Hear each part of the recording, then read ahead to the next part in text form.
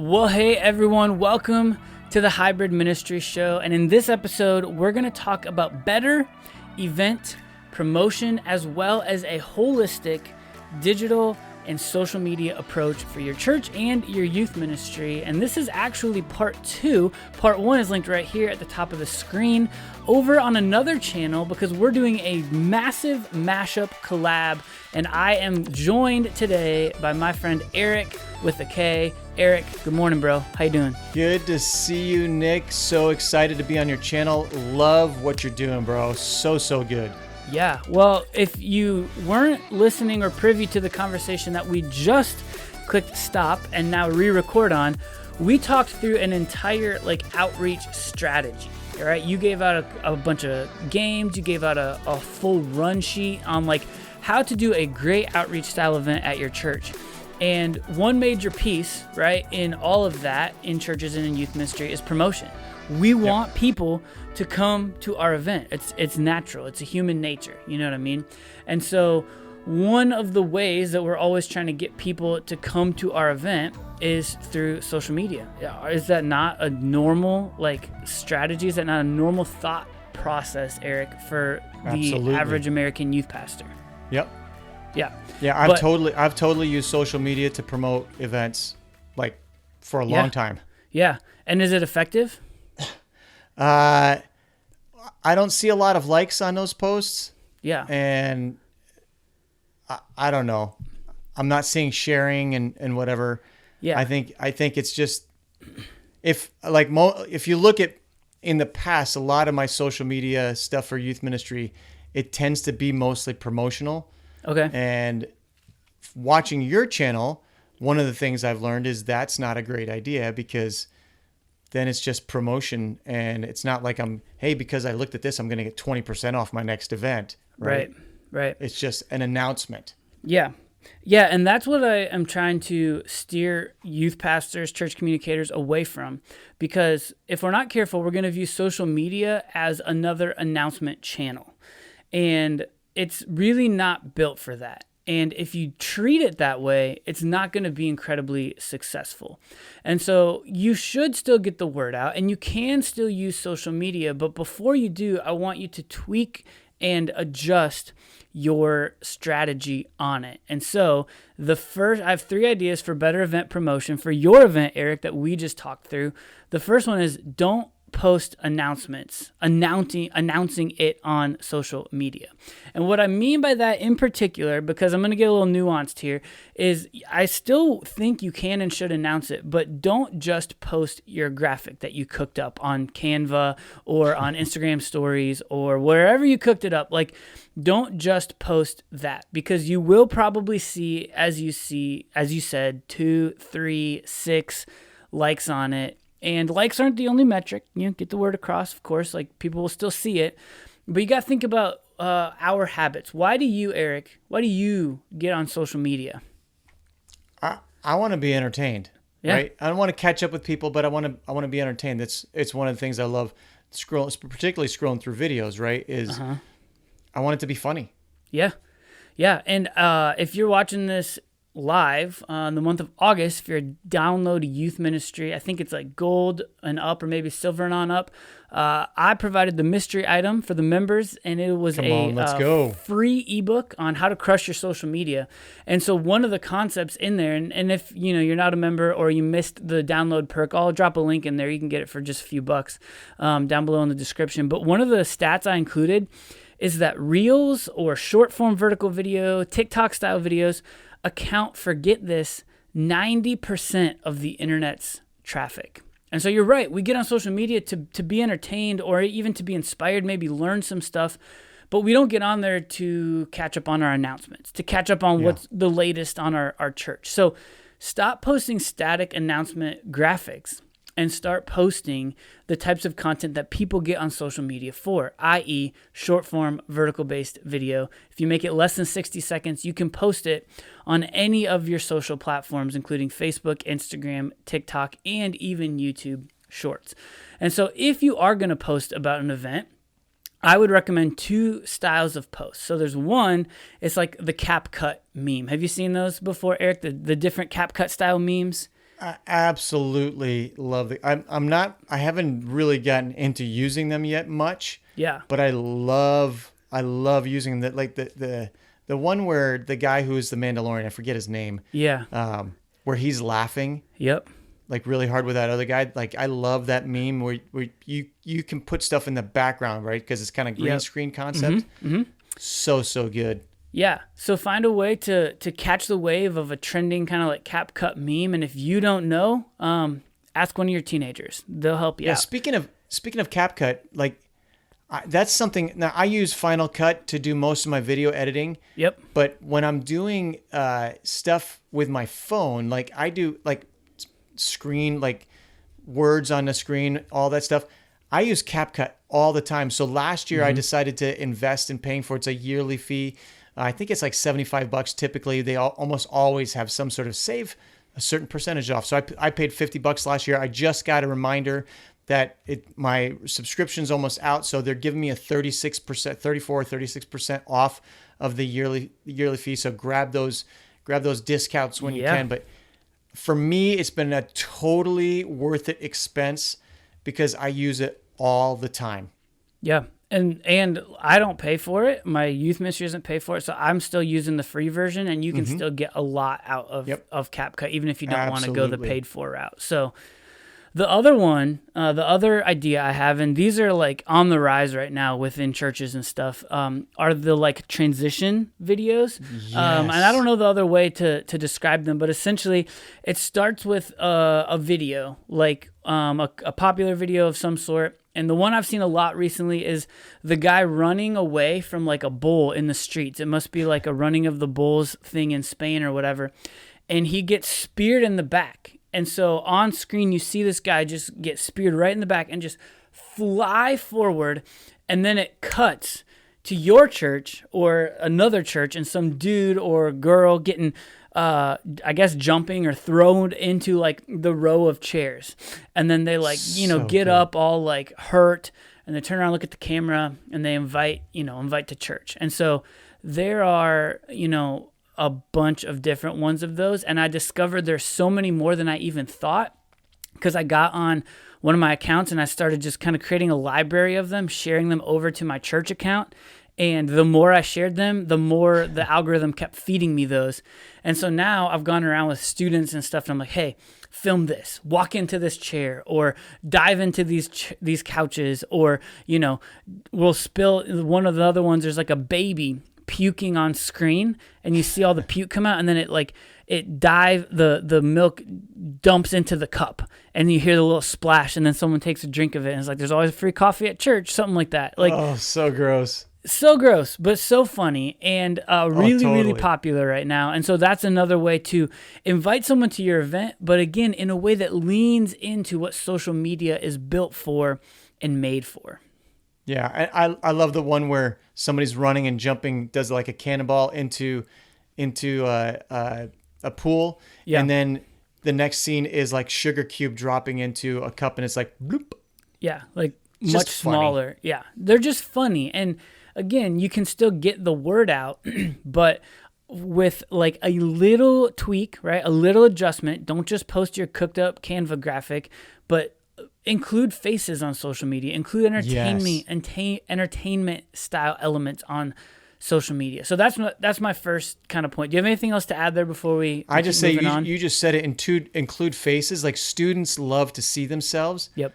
I think that's brilliant. The more you can get students in there instead of just you, same face over and over, talking head kind of thing all the time, I think that's brilliant. I love that, dude. Yeah, and in addition to my DYM ebook, I got one here on my channel as well. It's free. It's down in the show notes. It will lay out this whole thing. So if you haven't grabbed it yet, go check that out. My second idea. I just want to support that, by the way, because I've downloaded that. That's been super, super helpful to me. You give so much inside of that ebook, bro. I absolutely love it. Well, I appreciate that. Yeah, absolutely. I'm just trying to help churches do better and get the word out. That's. What's up, everyone? Nick Clayson here, hopping into the middle of this episode to say that as I was editing it, I got this idea that I just wanted to give you my top 6 favorite transition videos and my top 6 favorite CapCut templates. So if you hit up the link down below in the description in YouTube, It will give you a Word document. It will just, the form will drop you into a Dropbox folder. Download that Word document, and it will give you 6 links to Instagram videos, 6 links to CapCut videos, as well as websites that you can use once you post those to either TikTok or to Instagram, that you can download directly from that social channel and then repost it without the TikTok or Instagram Reels watermark out to Facebook or YouTube or wherever else you want to cross-post your things. Hope it's helpful to use these in your next event promotion. Without any further, that's the whole goal of it. Yeah. Speaking of doing better, getting the word out, write better emails, people. Like, if you're anything like me or any of the churches I've been in, we've done things like, such and such church weekly student ministry update. And then in that, of course, you're like announcing your back to school event. You're announcing your costume party around Halloween time. You're announcing your Friendsgiving event. But nobody who doesn't, if they don't open the email, they don't read that content. They don't see it. And so it misses them. And so a new idea I had, and this is relevant because it just happened to me this week at our church in our children's ministry. They were having an event I didn't know about. And the subject is, my church's kids ministry update.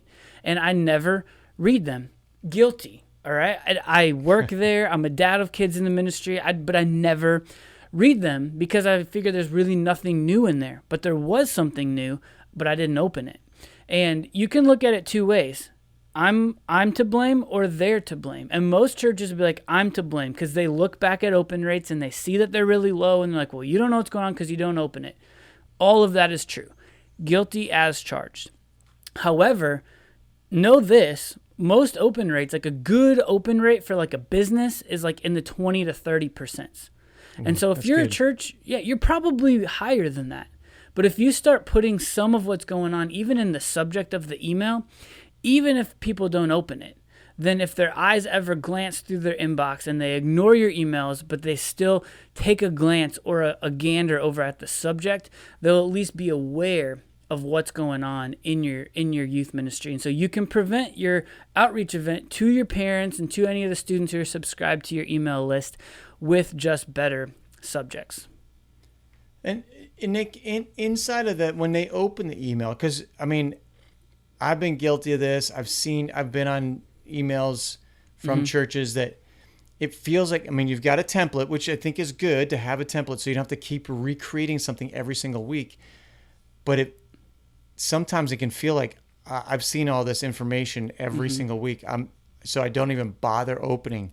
Yeah. Anything you can do to kind of freshen inside of the email? Yeah, and you don't want to get clickbaity or sensational, right? But the more interesting your subject is, the more prone people are to open it.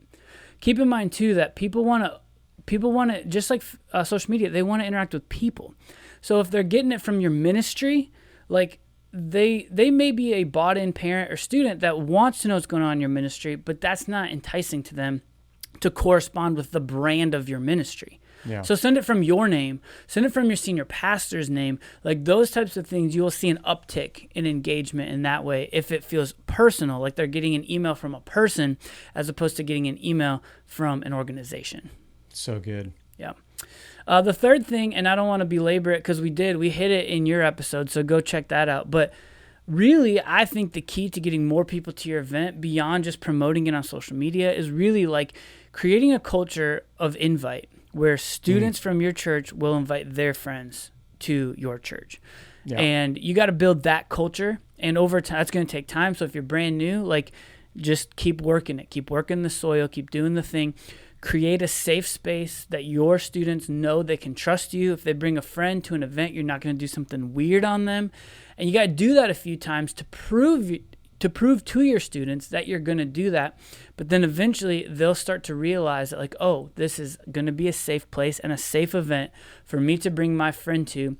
And they will start bringing students. And you know how it is. Like a word of mouth invite is so much more valuable than a static graphic that they scroll across on social media. Yeah, I think so. If you run lame events, that word's going to get out too, right? So it's got to be a good event. And that invite culture, I think, is an interesting conversation. And I just want to say a real quick thing about it, Nick. Yeah.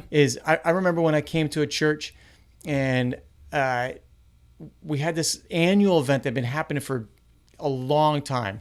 And the high schoolers were coming because it's really like competitive experience. So there was like students were showing up no matter what. Mm-hmm. But the middle schoolers, we hardly had any middle schoolers that were showing up. And so we talked about that, like, why is that? But there wasn't a culture of invitation. Mm-hmm. So that meant we had to do groundwork within the youth ministry mm-hmm. to go, okay, there's an importance for our students that come regularly to understand they need to be inviting their friends, because this is an easy, open opportunity for them to be able to share their faith with their friends by letting somebody else kind of set the groundwork for it. They show up to something fun, then they have this conversation, then in the car ride home or whatever, hey, mm-hmm. I know we had a lot of fun with some highlights, blah, blah, it was so fun, we're telling your parents, whatever. But what was something that you heard the youth pastor talk about this? What'd you think about that? Yeah. And then having that conversation, so setting them up for success, if you will, rather than just show up and then do it and then don't ever talk about it again. Yeah. Yeah, 100%. And that's just going to take time. And if students are not bringing their friends to events, then maybe ask them why they're not, and be prepared for the gut check of their honesty. But they'll be on, if they're honest with you, that is just absolutely gold information that you have to like grab a hold of, take to the bank, and then try and figure out what you need to do to create more of a culture of invite. So good. Well, here's the thing, Erik, right? So like we promoted this event. We did a few like fun Instagram reels. We did a few different like emails, and we got students inviting students. But my recommendation is more than just like a blitz, like a marketing blitz on your social media for your upcoming back to school bash, your upcoming Halloween party, your upcoming fill in the blank, whatever event. Like, you should be doing this on a holistic strategy, and in the ebook that I referenced earlier, I lay out a very detailed and very like high level strategy. Like it's a high bar, and it's often, and it's like a full-time job. But recently, episode 106, I'll link it down below in the show notes, I scaled it back. And that's what I also put in like my DYM ebook as well. And I said, hey, listen, if you're just getting going, like focus on 3 times a week. And I think 3 times a week is much more attainable for youth pastors. And I would guess, and I would love you to speak into this, like I would guess that most youth pastors can look around and see other social media accounts that are doing well and want to do that, but are just thinking, bro, I don't have the time. And I would imagine that that's the boat that most youth pastors are in. Would you agree with that or disagree with that? Absolutely. I think of that for just myself. Like if I'm going, man, 5 days a week, there's so much to do. 3 days a week feels a little more comfortable. Yeah. I'm a big fan of like batch recording, where I'm just going to take an hour on Monday and I'm going to record these 3 videos. Yeah. And then take the time. I mean, it does take time, right? But like some of those CapCut meme videos, that's not much time at all. You're just kind of putting the information in and taking something that's already been used, and on the green screen, you drop your information in. Like that's more simple. But I mean, dude, you're crushing it with how you do it with your youth ministry. I love like the drafting videos and the seven questions to try to figure out what is it I'm thinking of. Those kind of things I think are so brilliant. It takes some time, but if you batch it, record it, do it all in one day. Like I know on Instagram you can schedule videos to go at specific times and dates and all that stuff. Yep. So it takes time, but I think it's important, and there has to be a belief in the value of it for you to actually do it. You're not going to see the return on your investment overnight. That's it. That's again another time, just like the invite culture. It's going to take time to build your channel and students getting on it. But you get those students involved with it, both on screen and owning the shooting of the videos and editing, because you're going to find students that like to do that. Even if they're decent Yeah. You can do some training with them. Yep. Give somebody some responsibility and go, hey, I want you to take on one of these a week or whatever. Yeah. And let them own it. That's exactly right. And that's exactly what we've done. So I got it up and going all by myself, proof of concept, sustainability, all these things. But now I've started recruiting other students, you know, and to your point, we just batch record. So anytime it's a Wednesday night, we have a 4-week strategy now. So 1 week we'll do those draft style videos. If you're watching here on YouTube, you can see some examples. And we'll film as many of those as we can with as many students as we can. So I like to walk out of a night with anywhere from 4 to 6 of these different style of videos. Then the next week we'll do our 7 question style video, and same kind of concept, as many students as we can, as many as we have time for. We'll knock them out and, you know, get 4 to 6 in the hopper to edit later. We'll do the next week, I do like a man on the street style, so walking around with a microphone interviewing kids or whatever. And so that's getting out of our room that we film in and more like on the streets. You can kind of see what our youth ministry looks like and everything. And then the last one is we'll just walk around and we'll do those transition style invite videos. So, hey, this week we'll do the one where the kid's getting rammed by a bull. Next week we'll do the one with the baby puking or whatever. And you do a few of those, we got last night, 2 nights ago, we got 6 of them, you know, in the hopper. And so, and I'm not doing that. Like, I got it set up. I got all the infrastructure built, but now I've handed it off to one of my students. And so he's doing it while I'm running the youth ministry program, out playing basketball on the courts, and he's somewhere else in the building filming these videos. And at the end of the night, he hands me the camera, I pop out the SD card, and we're off to the races. And the good news in all of that, right, is that you can train up students and they want to help with it. I mean, we look at it like the Growing Young study and Fuller Institute and all these things. Like, key chain leadership is the key to sustained faith. So it shouldn't just be you as a youth pastor, like cooking all these things up. Like, bring about your leaders, bring about your volunteers, and bring about your students, man. Like, they want to help. So let them. And a side bonus of that, you start handing some of the stuff off to students. Some of them are going to get like an excitement for doing that, and it could build into something even more. I had a student who I taught him how to do some PowerPoint stuff. This is like early on, and then I showed him how to shoot and edit video. Yeah. He went into marketing as a business. Yeah. Like, all because he learned that stuff in youth group in middle school. Yeah. And the principle is transferable beyond just social media, right? Yep. Like, you might get kids that are not interested in that, but they're interested in other things. And isn't our job, as the Apostle Paul puts it, to train the saints and equip them for works and acts of service? It's not our job to do all the works and acts of service. And so in the same vein, while social media feels like this maybe foreign kind of concept, punch fear in the face, just get started. And like I said, link down below, episode 106, I'll detail and outline how to do all of that and just get those steps taken. Love it. Anything else, Erik, before we wrap this week up?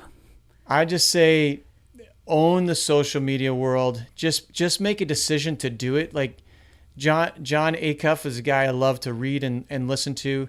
He talks about the hardest part about running is putting your shoes on. Once you put your shoes on, you're committing. He actually, when he's going to run in the morning, he puts his whole running outfit on the floor the night before. Yeah. And then when you put your shoes on, that means you're going to actually run. So I'd say pick up your phone and, sketch out a few ideas and then go actually do it. Yeah. And then you start getting into a rhythm, and it becomes a lot easier once you get into a rhythm of it. Yeah, that's 100% right. Well, hey, everyone. So glad that you made it all the way to the end. If you haven't, go check out part 1. Erik's got a bunch of freebies. If you're in youth ministry, you're definitely going to want those. Those are premium level freebies. But until next time, and as always, stay hybrid.